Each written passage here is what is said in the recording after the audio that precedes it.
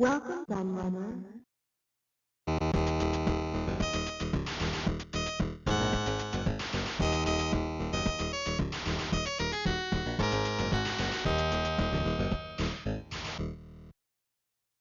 Everybody, it's Kieran aka The Laird here, and I have a new hardware review for you. And I haven't done a new hardware review for a very long time, and I've been concentrating lately on getting some of the older videos re-uploaded, especially ones you've requested. I have, however, put up some new episodes of Foreplay as well, so there has been some new videos, but I have to admit I have been a bit slack on the new video front recently, because I've just been so busy with my day job. Now I am on holiday for a few weeks. I'm home for some of that, and I'm actually going away for a large portion of that as well. Somewhere abroad with very little connection to the outside world. I won't have any internet or Wi-Fi or anything like that, so it'll be bliss. I'll just be able to get away from everything and take a really well-earned break. It's been a pretty rough year for myself, and I know for lots of other people too. So and work has really taken over of late. So yes, I cannot wait to jump on that plane. But I wanted to get this one up because I was actually quite excited about it. So on my usual browsing on Facebook Marketplace to see what's about, see if there's anything that I can buy, I found this, a Game Child. Now, those of you who know anything about it and follow the retro gaming scene in general will remember the Game Child from the wonderful Ashens film, Ashens and the Quest for the Game Child. Here is my very own Blu-ray copy of it, which Stuart gave to me himself. The box has fallen over, stupid thing. So yeah, I've got a lovely signature in there.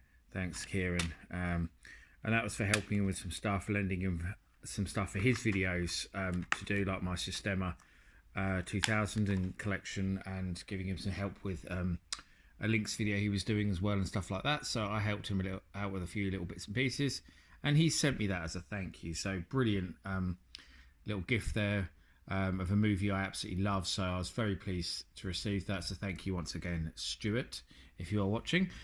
So yes, that's actually the video playing there on my tablet, so you can see it in the background there. It is available to watch online, as well as buying the Blu-ray that has all the extra stuff in it, which I think is worth it, because some brilliant extras, and especially with the cast, Warwick Davis and Robert Llewellyn, aka Crichton from Red Dwarf, brilliant, really good.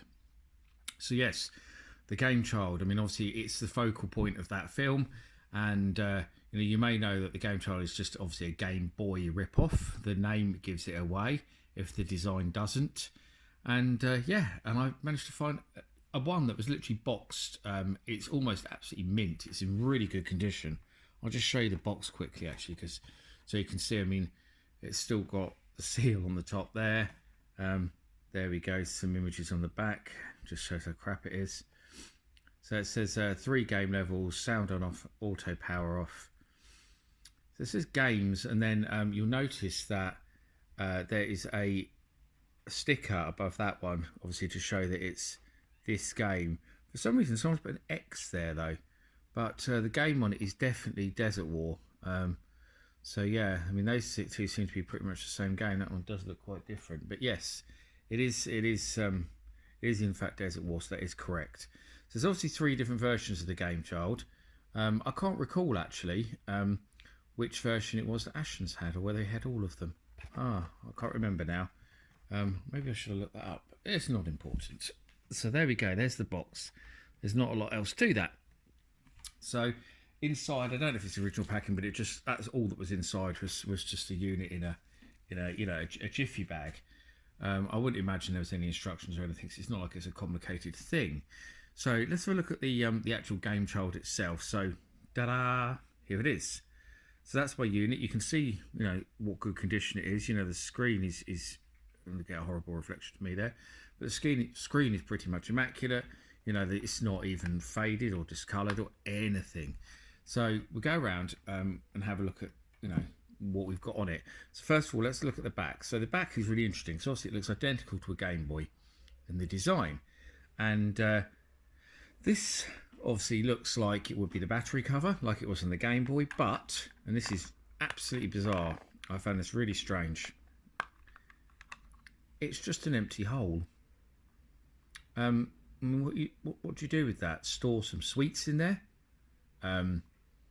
Store your condoms in there, because you're bound to get all the women when you've got a device, you know, as advanced and exciting as this. I don't know. Yeah, it's really strange just to find, you know, that hole in the back there. And then at the top here, what would be where the game goes in the Game Boy, and look, you've even copied what the top of a Game Boy game looks like, is the battery. So just one AA battery. So that's all it takes, all it needs. And yeah, there isn't a lot more to it than that. I mean, it's not like there's a headphone socket or anything like the Game Boy had. You still, I mean, even got the lowered bit on the side where the speakers, as you can see. We've got a very, very similar joypad. We've got some buttons along here. Just one fire button though. Rather than the A and B, we just have that one fire button. We've got off, on. On also does a sound, which is horrendous. Start and pause. ACL. I can't remember what ACL is. I can't remember what that even does. We'll turn it on. I doubt you're going to be able to see anything, because to be honest with you, the screen is so small, as you can probably see, that it's actually really, really hard to see anyway. So yeah, it's going to be quite hard to show you. I mean, I'll do my best. I think if I lean it like that, you can get a bit of a better view. So on. There we go. We get a beep and a little musical note, shows we have sound, and then we can press start, and then you basically go, you've got to shoot the tanks as they appear, which is actually harder than it sounds, because the controls are really slow and unresponsive, as you can see. There we go. I can't believe I'm actually managing to do something. Oh, come on. So game over apparently, and I scored 0 points. So it doesn't look like I did manage to shoot anything. You've seen what the game is supposed to be though.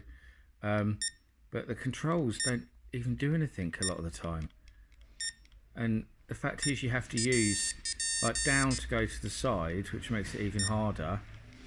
It's just really, the controls are really unnatural and bizarre. I managed to score some points though there. Finally, I've got 10 points. But yeah, to say this thing is terrible is the understatement of the year. And it's, you know, it's hilarious that they made a film about something that is just so completely awful, because it really is. You know, even as LCD games go, and we do know that you know, these kind of LCD games usually aren't that great. There are some that are fun. I mean, you know, Tiger Electronics did some reasonably fun ones. Obviously, Nintendo did with their Game & Watch series. A lot of those were quite fun to play. But, you know, they got very repetitive very quickly. But this is just awful. It's just terrible. It's so slow and unresponsive. And it's not even a good game. It's just absolute rubbish. Be interesting to see what the other games are like. I mean, I'd imagine, you know, say the Space War game looks identical, and there's a football, and I can't imagine how that would work particularly well. It's probably equally as awful, to be honest with you. So yeah, there's a lot much to it than that. I say, I mean, for 20 quid, I was quite happy to just pick one up as a curiosity, more than anything, to add to my already rather large video collection. My wife obviously thought I was a bit mad, as she always does, but when I explained to her it's actually worth quite a lot more than I paid for it, she wasn't so annoyed, because I had a look on eBay just out of interest, and I only found one, and it was in the sold listings, and that one sold listing went for about £50. So, and that was on a buy it now, so it didn't even really give me an idea of what they're worth, because obviously, you know, someone clicks a bin rather than an auction where it does, you know, have bidders, and you get to see what people are willing to pay for one rather than what someone has paid for one. Yeah, it would be interesting to see what it's worth. I'm not sure I'll sell it because I think it's quite a nice thing to have in my collection, especially to go with the brilliant Ashens DVD. And that's it really. That's the Game Child. I hope you enjoyed this rather short, certainly by my standards, hardware review. A look at an interesting curiosity. I've been the Retro Laird, and I'll see you for another video very soon. Thank you for watching. Bye bye.